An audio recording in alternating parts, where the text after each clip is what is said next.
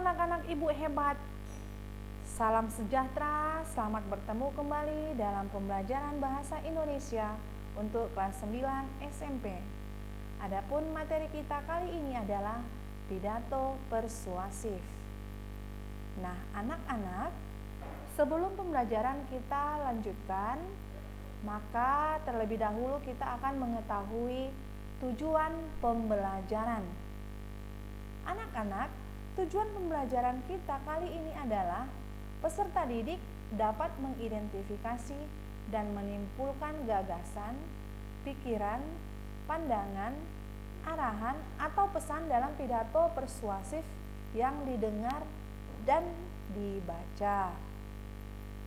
Sekarang, apa itu pidato persuasif? Pidato persuasif adalah jenis pidato yang bertujuan untuk menarik perhatian para pendengar, memengaruhi, serta bersifat mengajak atau membujuk para pendengar agar mereka menjadi yakin dan mau mengambil tindakan, bahkan melakukan sesuai dengan tujuan pidato tersebut. Apakah kita ingin agar orang ikut pemilihan presiden, berhenti mengotori bumi, atau mengubah pikiran orang tentang persoalan penting, mengajak orang peduli? Pidato persuasif merupakan cara efektif untuk mengubah audiens. Isi pidato persuasif harus berlandaskan pada argumentasi yang nalar, logis, masuk akal, dan dapat dipertanggungjawabkan. Pidato persuasif bersifat mengajak dan menghimbau kepada masyarakat untuk melakukan hal yang bermanfaat bagi kehidupan. Pidato persuasif merupakan salah satu cara yang efektif guna menggerakkan masyarakat berbuat yang lebih baik dan lebih kreatif. Seringkali pada event-event tertentu kita banyak menemui pidato persuasif yang dilakukan kepada halayak. Biasanya orang yang berpidato menyelipkan lelucon atau kata-kata lucu kepada audiens agar tidak merasa bosan mendengarnya. Dengan begitu, informasi menjadi cair dan dapat mudah diterima oleh audiens. Karakteristik pidato persuasif adalah memuat gagasan, pikiran, pandangan, arahan, atau pesan. Agar gagasan dapat diterima oleh akal sehat, maka harus disertai alasan atau bukti-bukti yang kuat. Umumnya, pidato persuasif diawali dengan pemunculan isu atau masalah yang sedang terjadi, kemudian diikuti oleh pandangan, gagasan, atau pendapat. Lalu dimunculkan argumen-argumen yang mendukung pendapat dan seterusnya tadi dengan tujuan agar orang lain meyakini kebenarannya.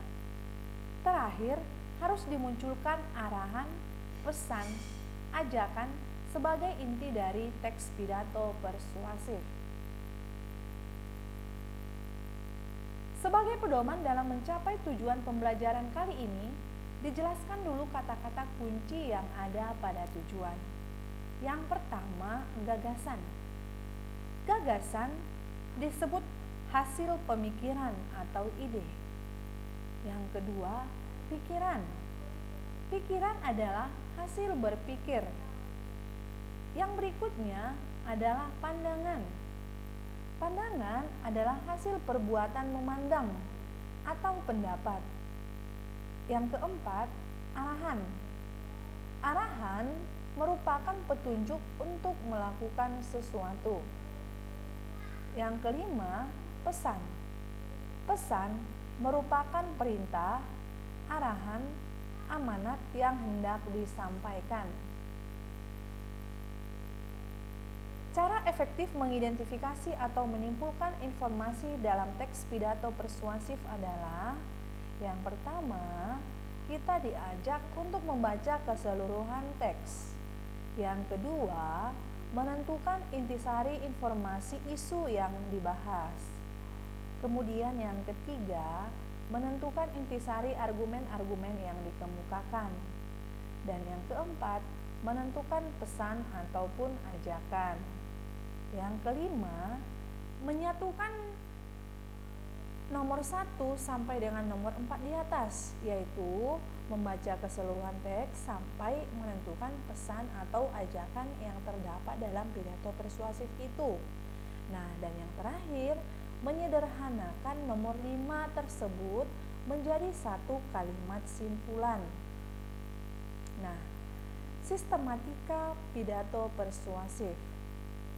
Yang pertama, menyampaikan salam pembuka dan menyapa hadirin. Yang kedua, pendahuluan. Pendahuluan berisi gambaran dari isi pidato tersebut. Dan yang ketiga, isi pidato. Isi pidato meliputi maksud dan tujuan, rencana, sasaran, dan tindakan atau langkah-langkah. Yang keempat, penutup. Penutup berisi kesimpulan, harapan, dan salam penutup. Nah, demikian anak-anak pembelajaran kita kali ini. Jangan lupa di like dan di subscribe ya anak-anak. Terima kasih.